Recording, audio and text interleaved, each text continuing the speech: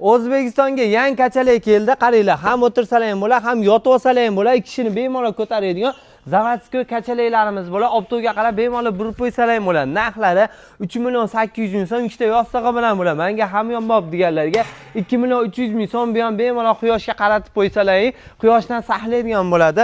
Undan tashqari so'rimiz ash ko'rib turganlar 1.300.000 so'mdan boshlanadi. Undan tashqari shunaqa high-tech noodatiylari bormi deganlarga 4 million, 5 million, 6 millionga qarab ketaveradigan so'rlarimiz bo'ladi.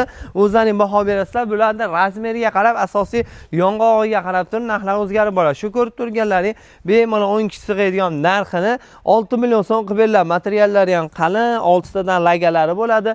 Bemalol yig'ishtirib foydalansalar ham bo'ladi. Eng yaxshi tomoni 4 oyog'i yong'oq bo'ladi. Bu ko'rib turganlaring narxi 3 million 800.000 so'm. Agar menga ratan stul kerak deganlarga ratan stullarni 800.000 so'mdan boshlanib yuqoriga qarab ketaveradi. Seni ketadi dedim, sinmadi. Pastdan nomerlar bor, telefon qilib Ravshan Medonlim salam qilib berlar.